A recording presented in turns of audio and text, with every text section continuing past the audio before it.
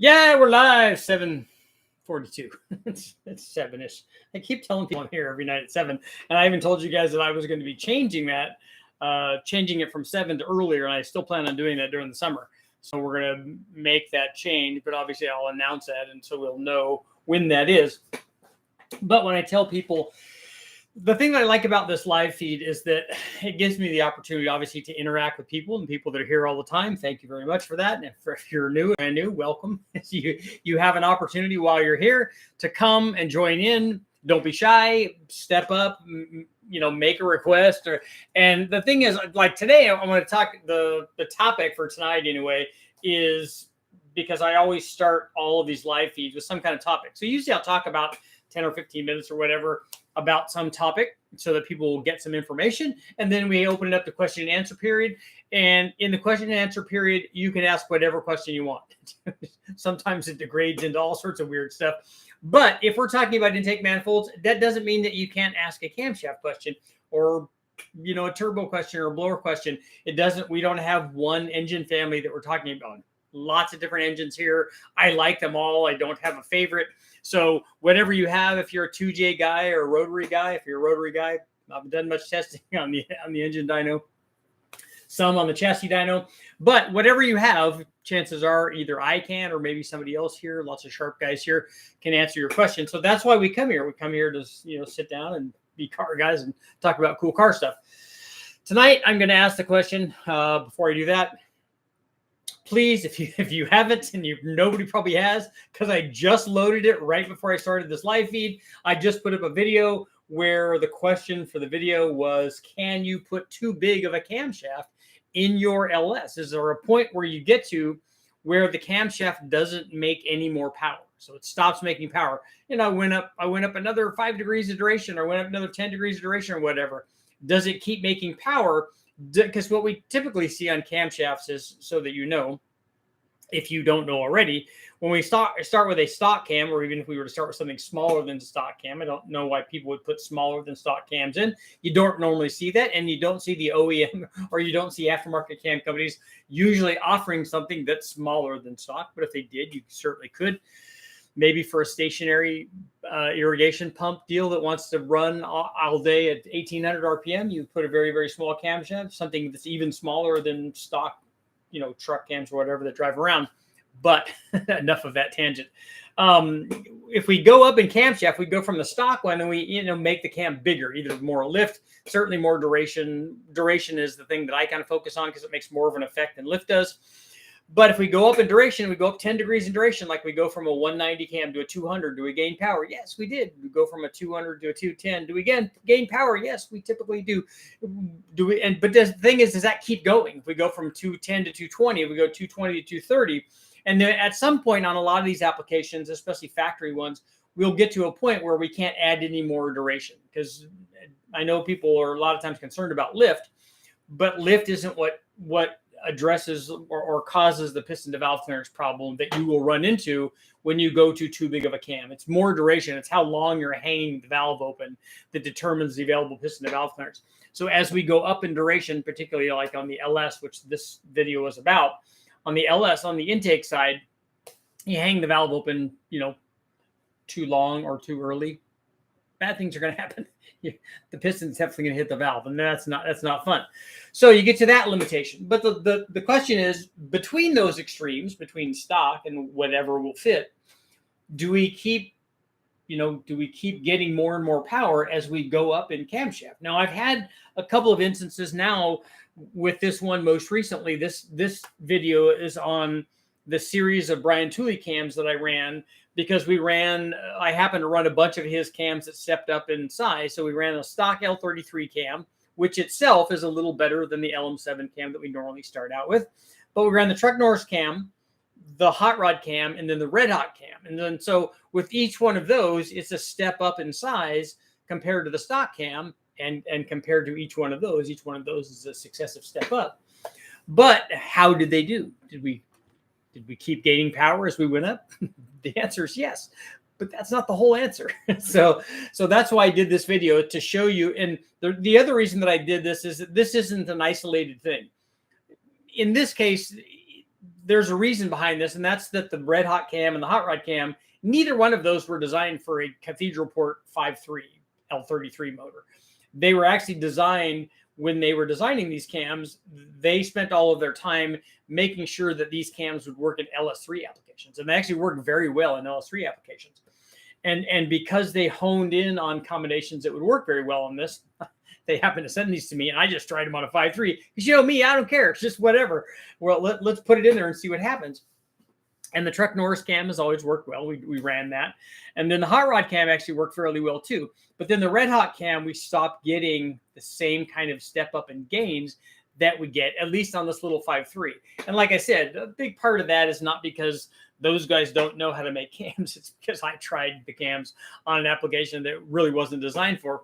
But the other time that the same thing has happened, when I have this video up, if you take a look at I think it's in the 175 horsepower cam swap video where we, you know, it is clickbait, sort of, except that clickbait stuff to me is stuff that you're saying, you know, oh, we bought this car for $12, and it turns out you never really did that. The 175 horse cam swap actually happened. I got 175 horsepower from a cam swap.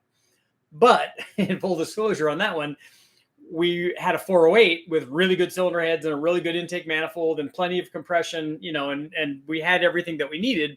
And then we stuck a stock camshaft in, an LM7 camshaft, the smallest of the stock cams, and then put the camshaft that it needed it in. And hey, look, we gained 175 horsepower. Basically, what we did was we built a motor that had the right cam in it and then detuned it by putting a stock camshaft in it. But it actually did that. There was a 175 horsepower difference. But the reason that I bring that test up is the camshaft that I ended up putting in it, which was a 240, 246 duration and, you know, like low 600 lift kind of thing. And that worked really well. That was a crane, and Comp has versions of that. And Brian Tooley, Texas Speed, all those guys have a camshaft that would be very similar to that. And that camshaft worked really well. They also sent a bigger camshaft.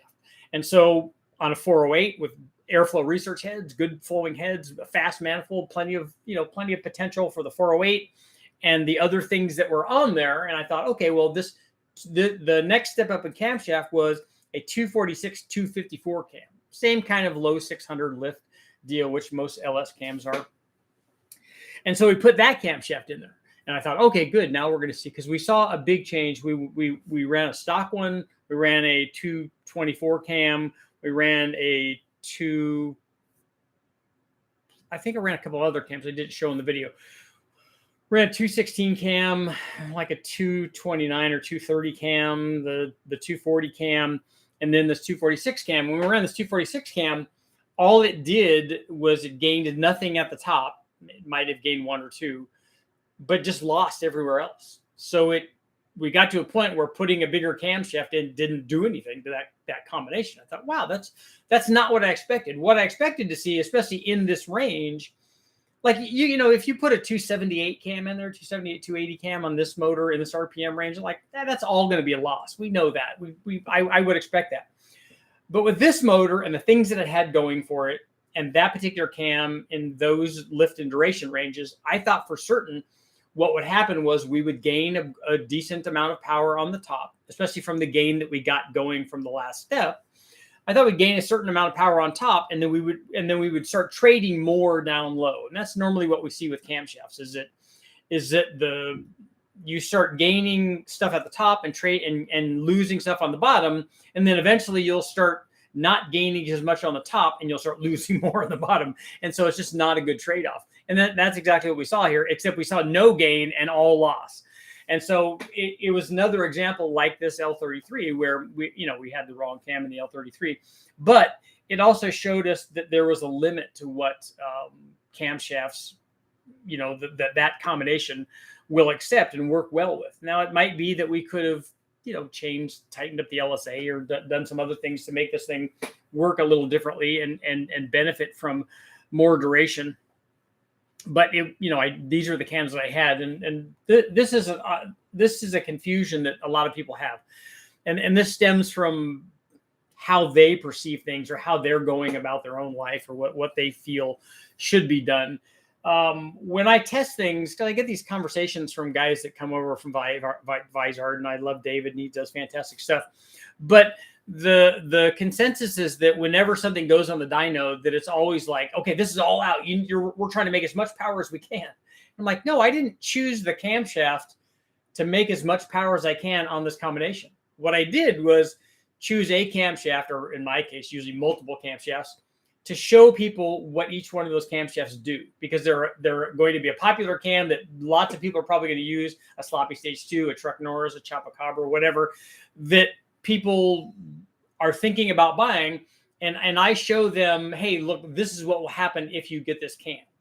But other people have the mindset that, like, they have the engine building race car mentality. Okay, I'm putting something together and it needs to be the absolute most of anything that's even possible. And that's not what I'm doing. I'm not doing an engine program. I'm showing you what happens when you run a truck manifold versus a fast manifold, or a truck manifold versus these fabricated sheet metal sniper style manifolds, or a Trailblazer SS, or whatever, common things that would be in the industry. And people just have a hard time with it. They're like, well, you put the wrong you put the wrong camshaft in there. You put the wrong headers in there. You should have used this or this or this. And I'm like, you're missing the point. If somebody wanted to know what Airflow Research heads did, and I tested those heads and gave them the specs of the thing that I tested it on, because that's going to make a difference, and tested it and showed them what they did, that's valuable information. I'm not trying to show them how to make 2 horsepower per cubic inch or 3 horsepower per cubic inch, because that's a different thing. Quite honestly, a guy that's trying to make 2 horsepower per cubic inch shouldn't be watching my channel in order to do that. That's a really high level race motor kind of thing. And then 3 horsepower per cubic inch is a realm that I don't, I haven't ever even seen. So they wouldn't be coming here to try to find out how to do that, me having never done that. So, that sort of engineering level of stuff is a whole different thing. But if they want to know how a Truck Norris cam does with boosts, I'm your guy, because I've tested that and I know what it does. But if you are here, you can ask questions about anything, because, we're just talking about, can you put too big of a camshaft in? And as a matter of fact, that's going to be our poll for tonight.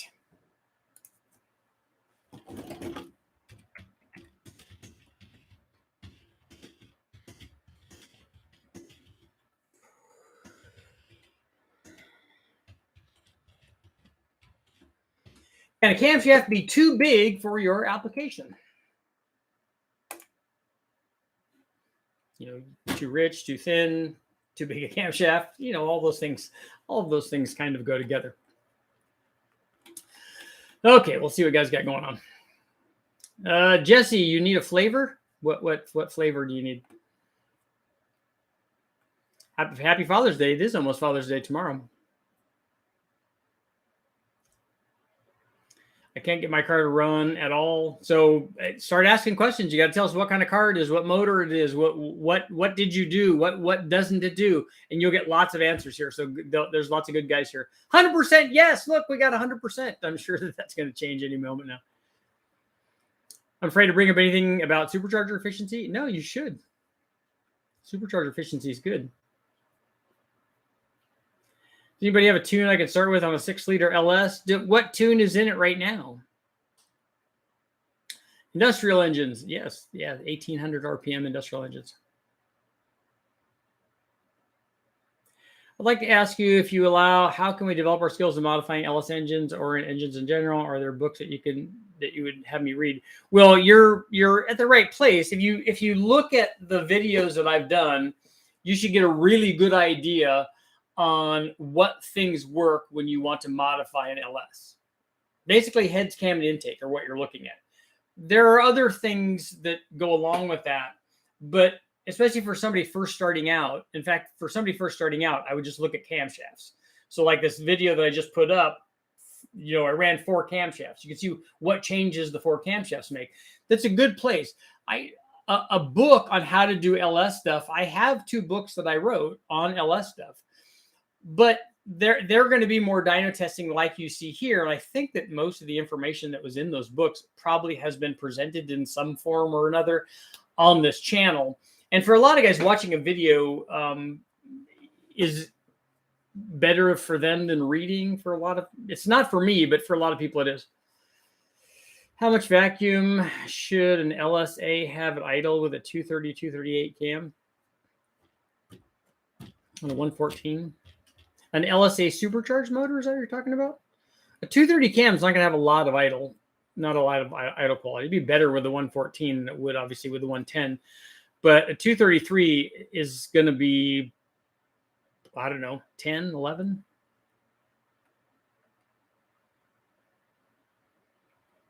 Once you get past 248 degrees, you've killed streetability. Yeah, I'd say way before that on an LS. You got a big cam imported 243s injectors. My car seems so gutless. That's why, because probably the big cam. Richard, I have a 2006 4-liter automatic Mustang going up for sale next week, looking to get 6,500. So did you come here to sell your car? I don't know if this is the right place for that. I don't know, Terminator X. Yeah, it won't fire if you're not familiar with the tuning software. A 248 cam for a big block is not bad.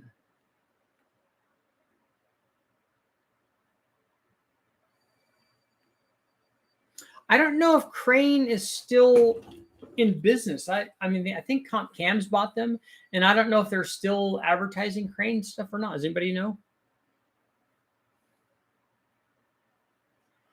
They have Comp Cams with the same specs as the Sloppy Stage 2. That cam will work fine. We've run that kind of cam a lot.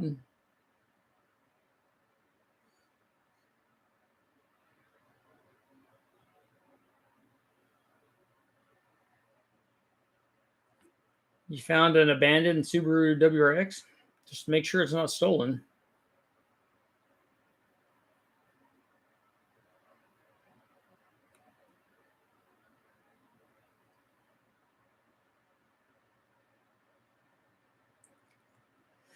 James, what's up?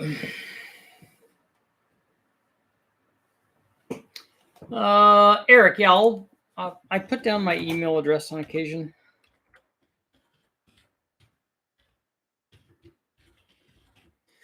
So there's my email address.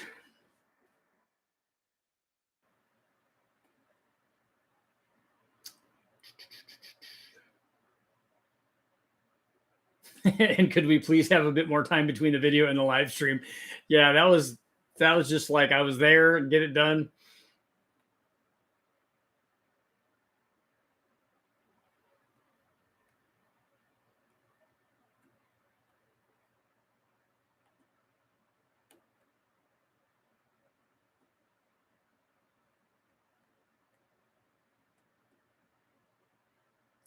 Let's see. We're down to 92% now.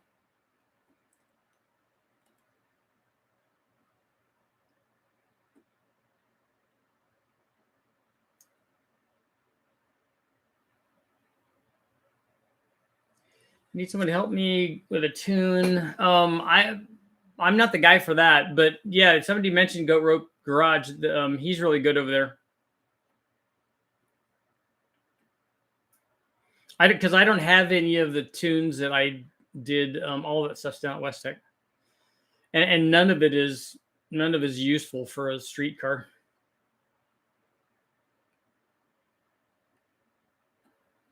I answered yes to the poll right away. So you have many times and got talked into a bigger cam a few times. Yeah, I think a lot of people have made the bigger cam mistake. They put a bigger cam in than they should have. That didn't work as well as they hoped. My friend put his tune in from a 5.3 turbo car. We have no place to test my car to tune it.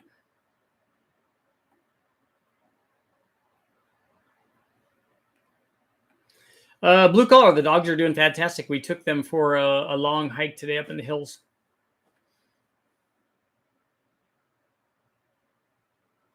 $700 lift, 298 duration, solid roller, and a 305 small block Chevy. That's a lot of cam.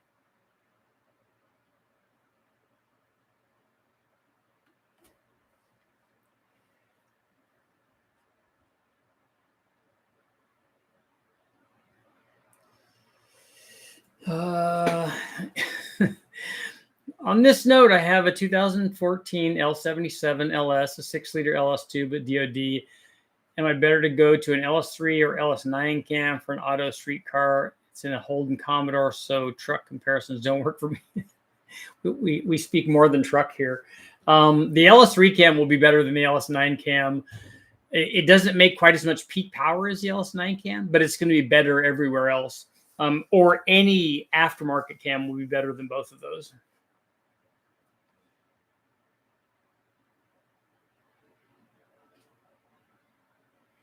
I was referencing the psycho that went full Karen on me in the comment section in your last supercharger video. You commented the guy needs a hug or something. Yeah, I mean, I remember asking if somebody needed a hug, but I don't remember what his comments were. What if you're running a manual trans with a big cam? That's okay. You can still do that. Somebody is the only like.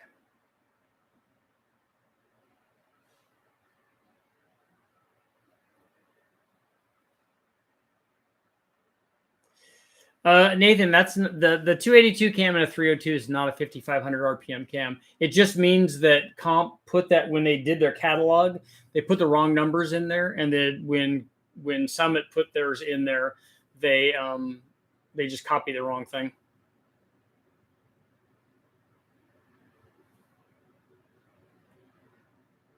I have a stock block 351, 900 horsepower going an 89 convertible Fox body, 408 with a Whipple on it.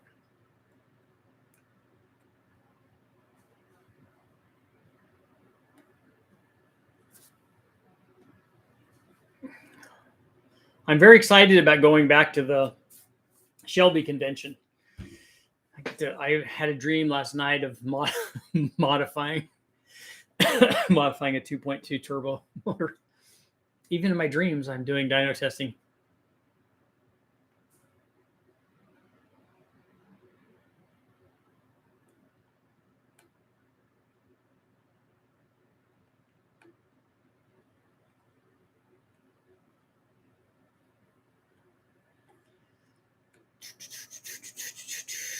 Richard, would you sell me a tune to get you started? I wouldn't sell it to you. I'd just give it to you if I had it, but I don't have any of those.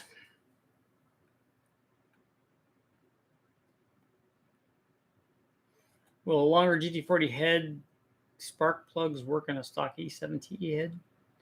Need a colder resistor style plug, but E7 only goes to 6 heat ranges with the resistor plug. Don't they have the same length of threads in those heads? Stock cam and 07 Mustang 193 216. Swap to a 221 240.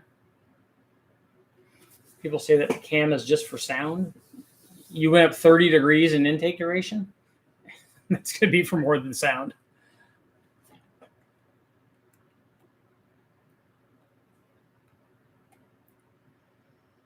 What fuel rails you use on the LS6? The LS6 has a specific fuel rail for it.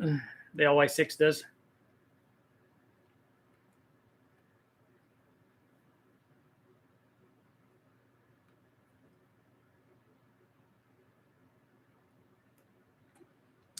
What do you think the maximum amount of boost on without an intercooler on a 302? On a 302 Ford, I don't know. I mean, we talk about this all the time. The maximum amount of boost isn't the question, because 10 pounds of boost on a stock motor is not nearly as much power as 10 pounds of boost on a modified motor.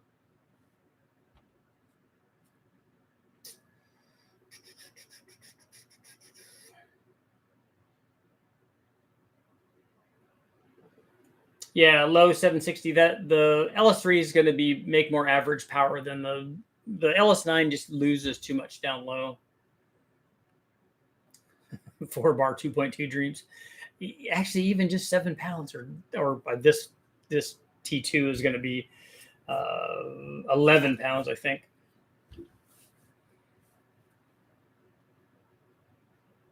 Richard, have you seen David Vizard's yard sale? He has 4 sets of heads up right now. No, what kind of heads is he selling?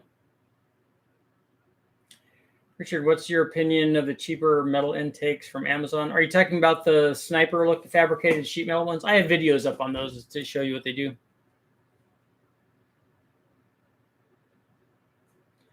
two barrels in line adapted to the 5-liter EFI intake manifold, and the F28 with 2 barrels over the outermost holes.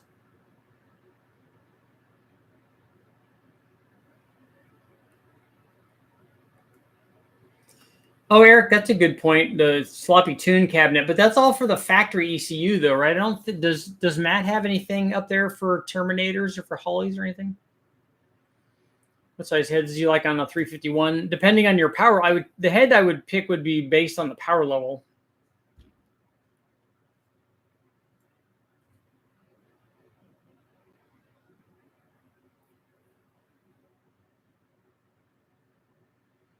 Uh, 93. I'm most interested in the thread depth because that's going to dictate what the spark plug is. What's the highest boost you've seen on an LS? I've never run more than 29 or 30 pounds.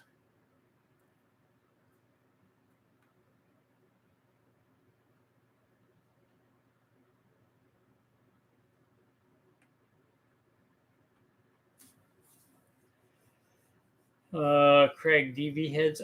Are you answering the question of me asking what heads did he have for sale up there? But I don't know. The advisor doesn't make his own head, so they're ported versions of some kind of head, right? E7s, 265.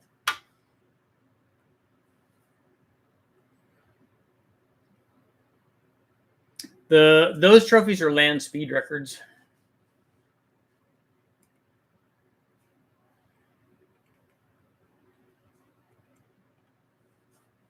So, Craig, David Vizard has E7 heads that are ported.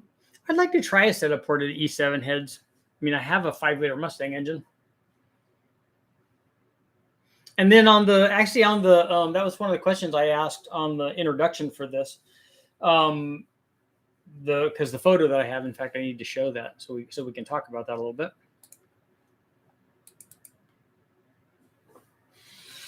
So we're talking about camshafts, but we also need to talk about intake manifolds. So like this intake manifold is the TFS box R upper thing.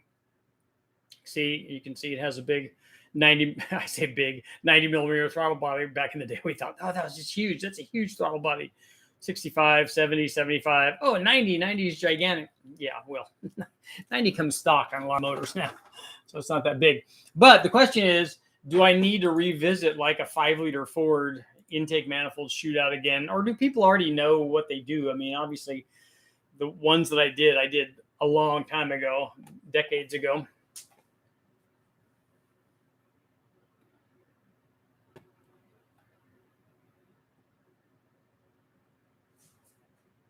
When's the stock junkyard 5.3 nitro happening? I don't know. It probably won't be a 5.3. It'll probably be a 4.8.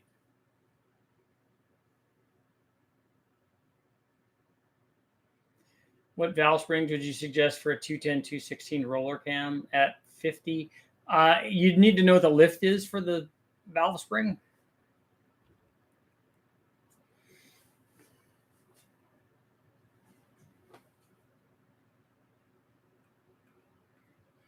Steven, does Tricklo make the box uppers anymore? 850 bucks for the E7 TE heads. Does head porting have any downsides? Yeah, if it's done incorrectly, it can have downsides.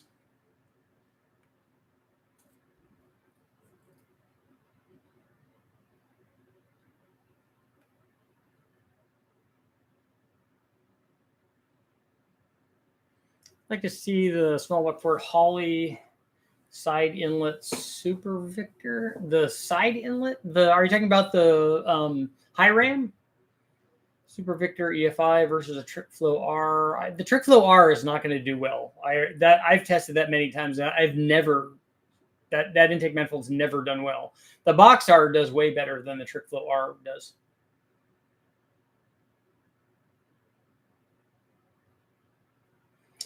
Any difference between a 5-liter stock intake and a 5-liter Crown Vic? I know that there's a difference between. I thought that I'd have to ask Sanchez. I remember him telling me that there was a difference between. I know the 86 I think is weird, but I thought that there were differences maybe between the HO and the non-HO versions. But I have to ask them. I'm still going to do a K24 Big Bang. Yes.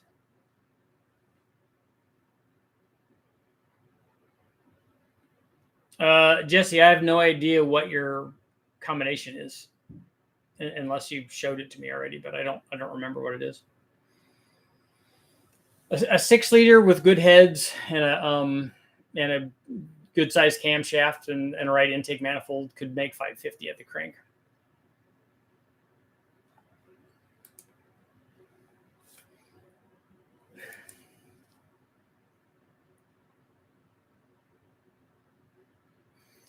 Yeah, I don't think I've done I haven't done a set of ported E7 heads that I remember since my Ford book. And that was a long time ago. And I think that those were from the guys at Powerheads.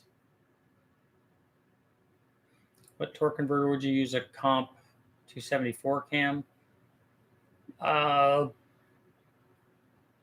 I'm thinking 25 to 2800, depending on whether it was a 302 or a 351. Do higher flowing heads make more horsepower everywhere? Sometimes they can, not always.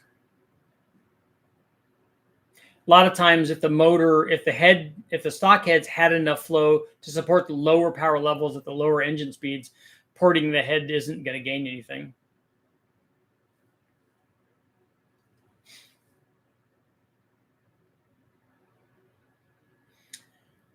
Did you like the AFR 185 Enforcer heads? I haven't run them on the dyno yet. But if you're running a turbo, all of that's kind of irrelevant.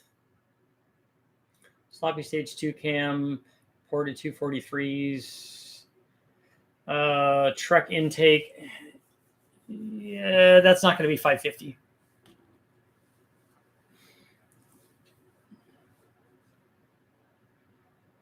I have videos up on the sloppy stage 2 cam.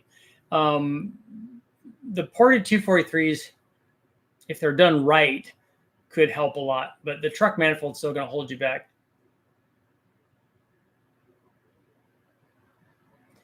The E7 heads flow 260 on the intake. That's good. That's really good for an iron head. Send a truck to New York. I have a 300 carb and EFI and a 550 to test. TFSR was the shootout winner. The TFSR intake manifold? I don't remember that one winning an EFI intake manifold test. Jesse, if you're gonna pick an intake manifold and you're running something that's less than, say, 7,000 RPM, the fastest is the best manifold that you can pick, and you should run 102 millimeter throttle body.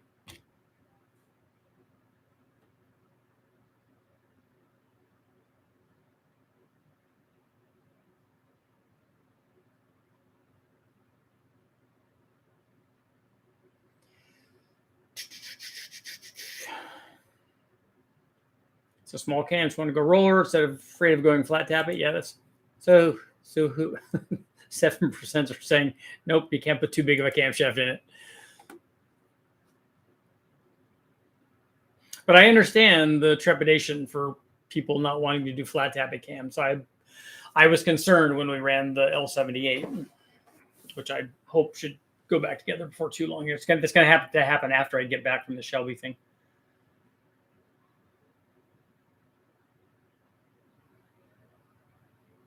My cam goes to 7,200. I guarantee you that your cam doesn't make power anywhere near 7,200 with that combination. That a sloppy stage 2 style camshaft is going to make peak power 1,000 RPM before 7,200. So it may rev that high, but it's not making power there. So we can go ahead and take a look at LS. I can tell you where we were with the rec port nonsense with the LY6 and the sloppy stage 2 cam.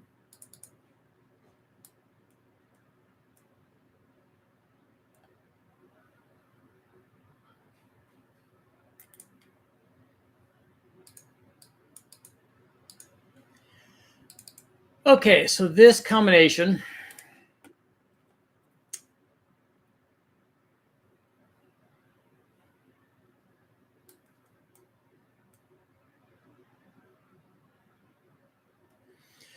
Okay, so this is an LY6 rec port heads. It had the sloppy stage 2 cam in it. It had the LS3 intake manifold on it.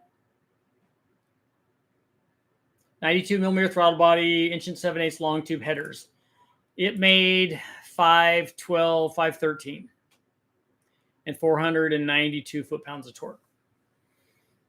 Might be that your 243 heads have higher compression. If they flow this well, I don't know. I'm still thinking 525 or 530 or something like that. If the heads were done right. And but you don't. Nah, it's probably not going to do that because you don't have. I was forgetting. I'm thinking that you have the good intake manifold on it, but you don't have a good intake manifold on there. So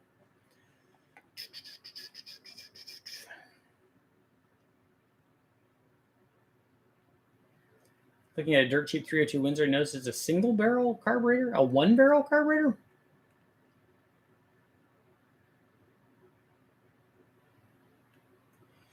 Have you tested or seen run with a max wedge long runner dual quad intake on a big block Mopar? I haven't. I mean, I've seen that manifold, but I've only seen them at West Tech, and I wasn't involved in any of the testing though.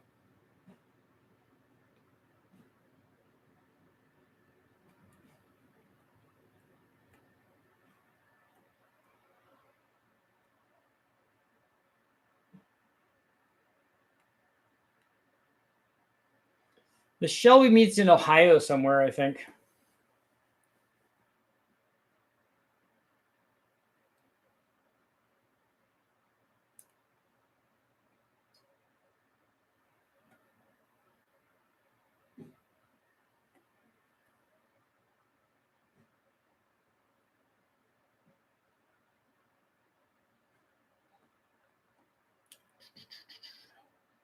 Been a bit busy lately. Where are you with the Omni? The Omni's been painted, and so I'm going to fly back and help put it together before it goes over to the Shelby event. We'll be doing throttle body comparisons. Yeah, we probably will do throttle body comparisons because I think I have a stock throttle body, and then I have the bigger one from the V6 that people use. But on a blow-through turbo application, that's not going to show anything.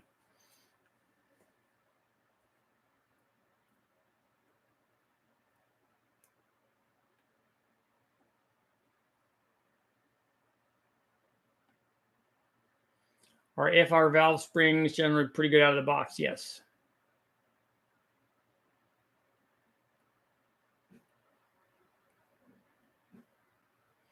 I don't have a fast 102. I don't have fast 102 money. Yeah, they are money. That's definitely true.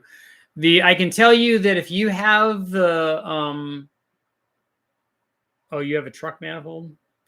A Trailblazer SS would be better than that sheet metal manifold. The sheet metal manifold, if you actually run it to 7,200, which you don't really have enough camshaft to make power out there on a 6-liter, but if you revved it that high, that short runner manifold would make more peak power out there, but I don't think it will ET in mile an hour as well as it would with the longer runner manifold.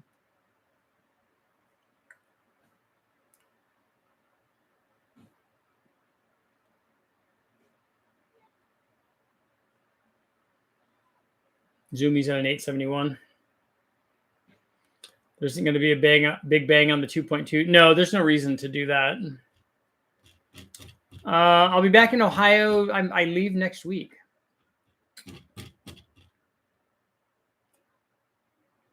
Because the Shelby event is like on the 24th or 5th or something.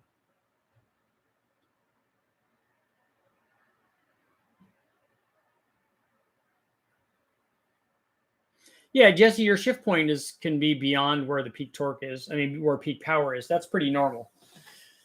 Because you want to have the most average amount of power for the RPM range you're running. I want more compression on my 440. If you have a motorhome 440, chances are it's probably pretty low, right? Especially if it's mid to late 70s.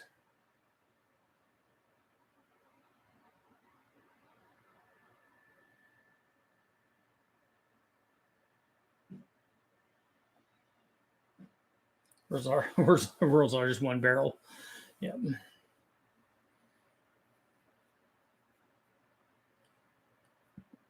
Yeah, 73. I don't know what.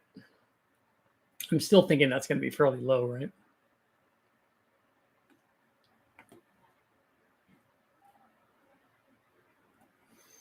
How's our poll doing? 93%. So go ahead and close our poll out. 101 votes. I like that, though.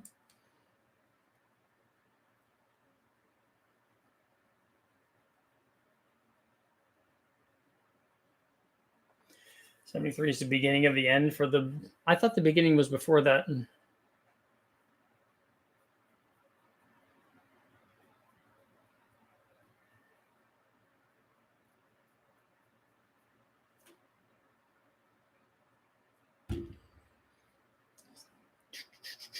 You have a map issue.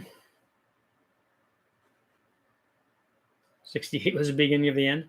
Not if you happen to have a 1971 Boss 351 Mustang. Or a 1971 LS6 L89 option 454, right? Because couldn't you get the aluminum heads on that motor? Did that LS6 and 71 already have the aluminum heads in it?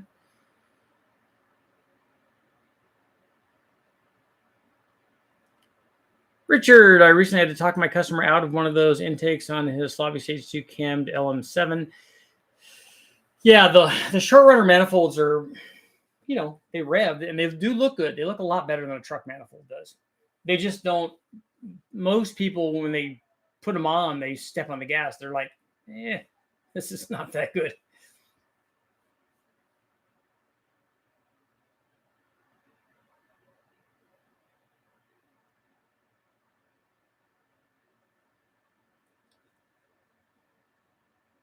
What are you shimming on the flat tappet engines? Are you shimming the valve springs?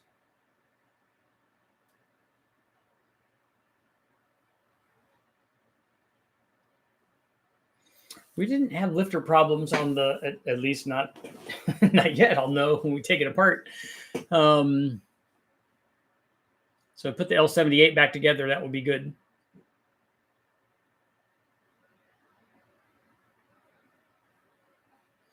I think that the zinc is partly to blame because we had a lot of people took the zinc away from the oils, but we can get that with additives. I think it was a metallurgy problem too.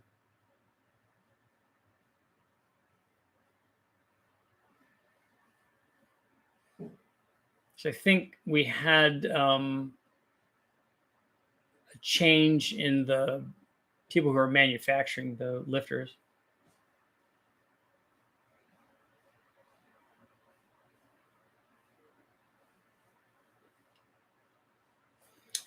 I'm going to take a look and see what these.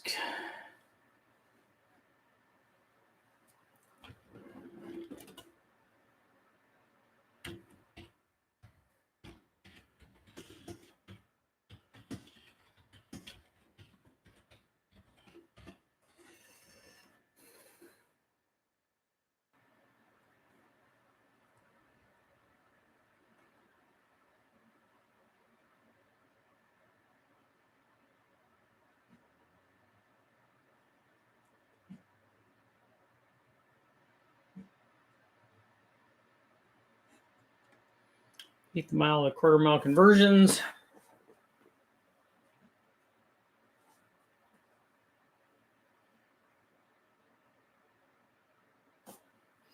$37 rows. Well, let's got to check that out, right?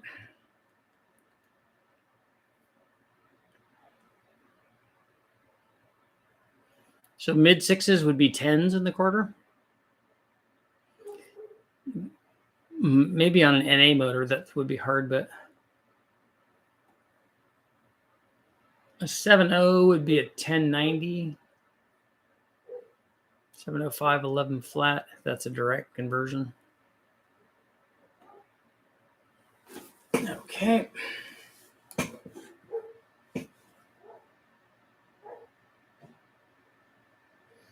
Mid sixes is not hard at all with boost.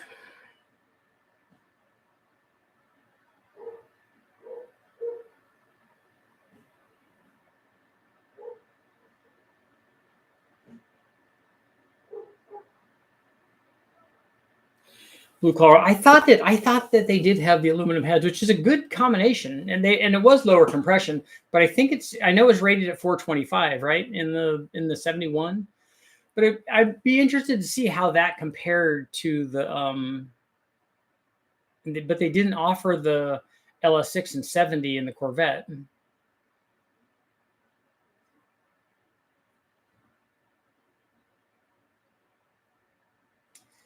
Aaron, yeah, making the exhaust as big as you can would be beneficial. Most people, though, the exit of the turbine, they usually size the exhaust for that, and then they expand that out. So they use a cone to expand that out. I've seen guys do it both ways. I've seen them have it a short section of tubing, and then I've seen them cone it out right away. Some of the race cars are like that.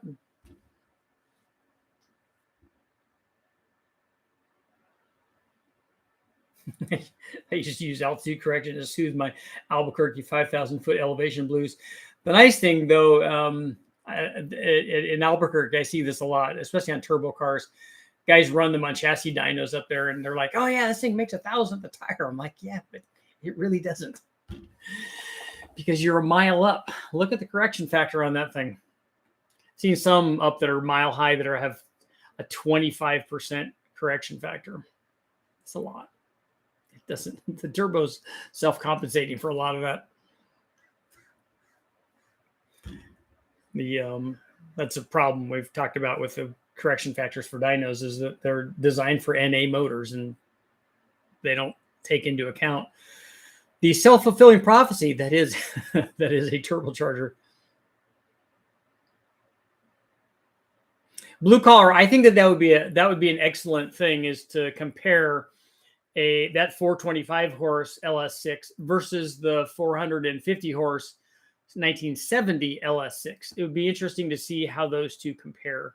One of them definitely has lower compression, but I would almost argue that those L89 heads would be better than the because the 1970 LS6 still had closed chamber heads, and I think that those open chamber heads are going to be better.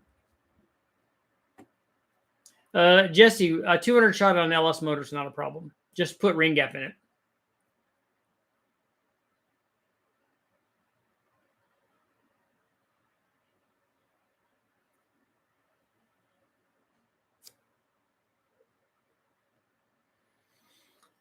Yes, the speed of sound varies with altitude.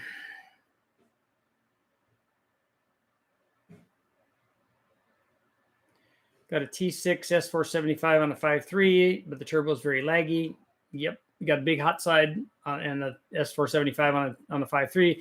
Shrinking the intercooler piping is not going to do it. That's not what's causing the problem. The problem is the other side of that, is the hot side of that. So it's a combination. I don't know what you have done to the 5.3, like what camshaft is in it, what heads are on it, especially what intake manifold is on it. And then you have a really big hot side S475. So all of that's going to make it not responsive.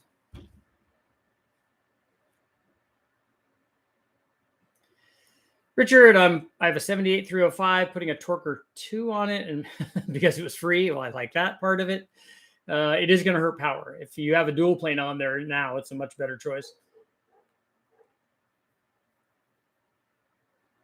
It will be soft, and you're going to have to rejet the carburetor too, because it's a single plane.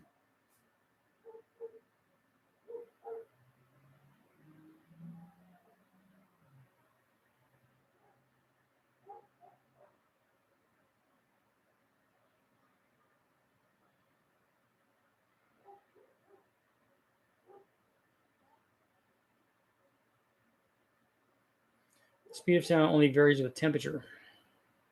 I thought it was air density.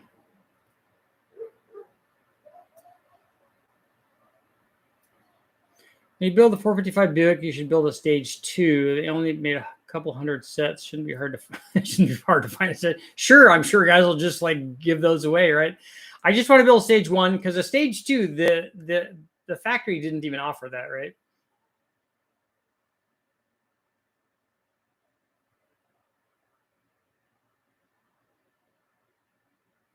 Richard, want to trade a small block Chevy Torque or two for any dual plane you have laying around? I think that the only dual plane I have laying around is actually for the one that I have is for the Vortec heads, unfortunately.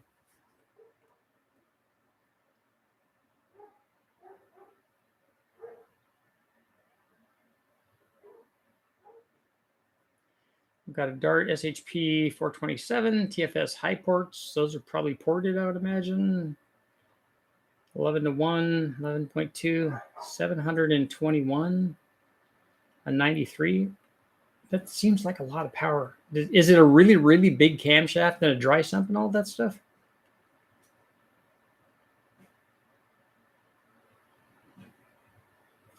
L swap to an F-150. No desire above 4,500 RPM. Have you seen a 5.3 make 500 foot-pounds under 4,300? Yes, with boost, it will do that.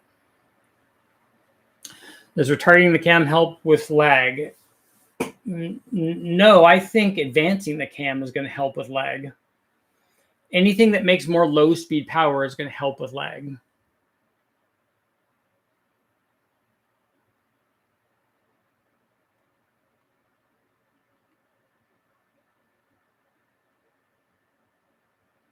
Aaron, I don't have an answer to your question about those specific turbos.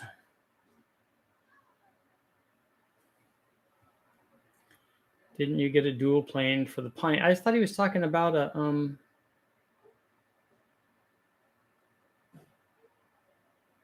I thought he was talking about a Chevy, a small block Chevy.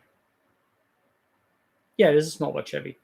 Do I have a dual plane for the? I have a dual plane for the Pontiac. Yeah, the Pontiac has a dual plane on it already. The 350 does.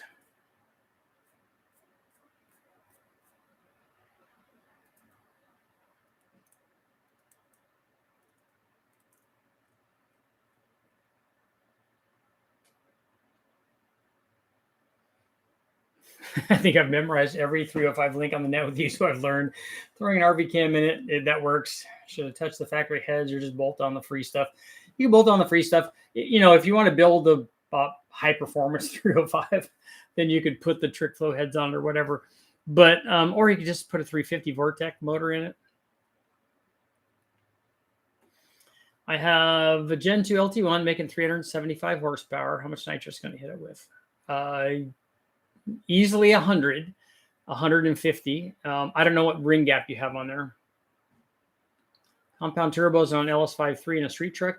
Why are you wanting to do that? Are you wanting to do that just because compound turbos are cool? Or are you having a problem with not being able to make the amount of power that you want to make on your street truck? You know, you got to answer that. If it's just a street truck, you can make all the power that you want with just a single turbo 5.3 LS.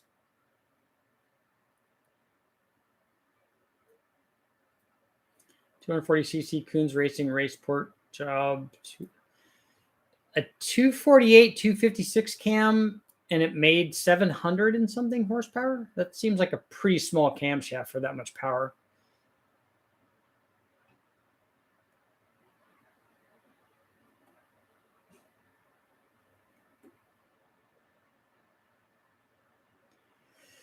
If a cam lobe design causes the exhaust valve to bounce, does it disrupt the scavenging effect? Yes, I think it would, because I think it would not only disrupt the scavenging effect, it's going to disrupt the power output,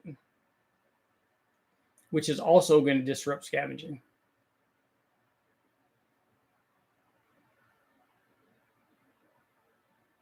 Yeah, KM, if you want to make anywhere less than 1,000 horsepower, just a single turbo on there is the easy way to go. Compound's definitely not necessary. I mean, I did it on the test because I thought it was cool, because I hadn't done it since I did one I had never done one on the LS, a turbo on turbo action on the LS. I did it on my little Chevy Sprint motor. And I had done turbo blower things, but I wanted to try it, and I only did it with the turbos I had laying around, and all the compound guys. It's the wrong size turbo. You need to science them out and spec them. I'm like, again, I also have the wrong camshaft in here, obviously too. These are things I had laying around, and that's what I wanted to try. I just wanted it to run and make boost, and it made lots of boost.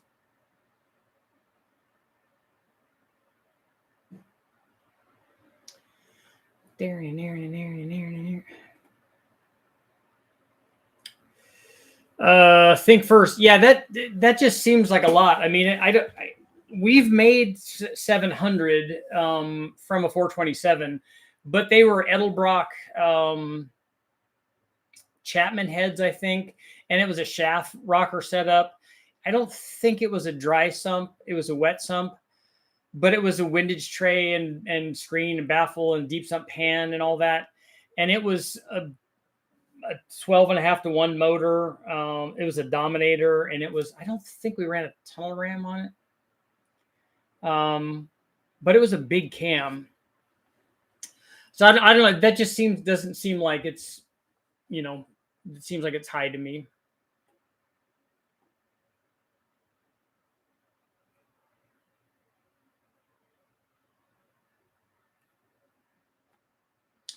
Rear mounted turbos are always a good idea.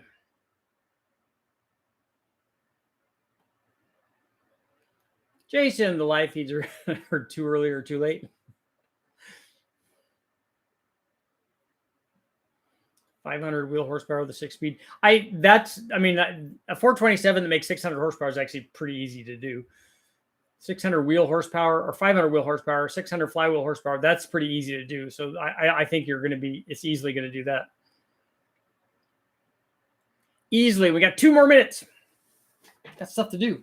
What have we been watching? Oh, Ted Lasso. We've been watching. My son and my wife and I sit down and watch that. It's really good. I love the dart game.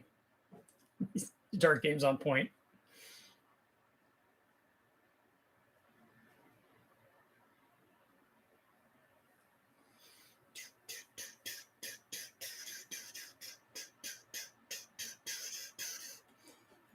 Now that makes me want to look up that before I go. I'm going to look up that 427 that we did.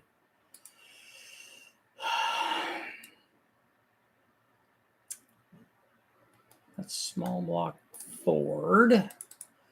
That's going to be Strokerage.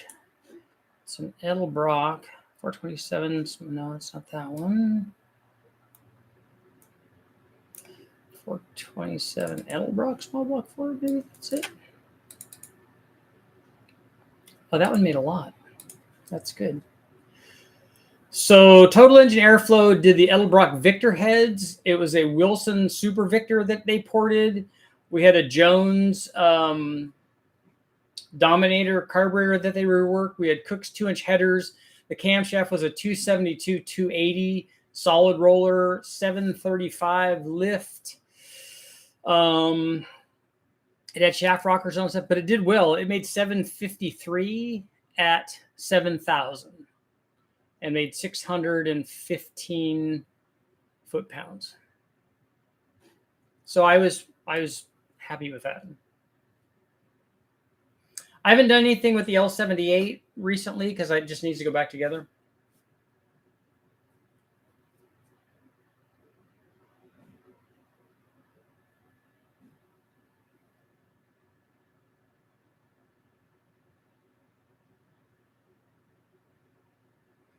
A friend has a Ford Ranger with a 2.3 from an 8.3 coupe, 83 turbo coupe, I'm assuming. That's plugged in. T5 turbo above 2,500. It'll bust up and won't spool up. The L99 V8 came in the full-size Caprices. I don't know what's going on with your ECU from the Ranger. How do you have your wiring hooked up and all that stuff? Is all of that stuff right?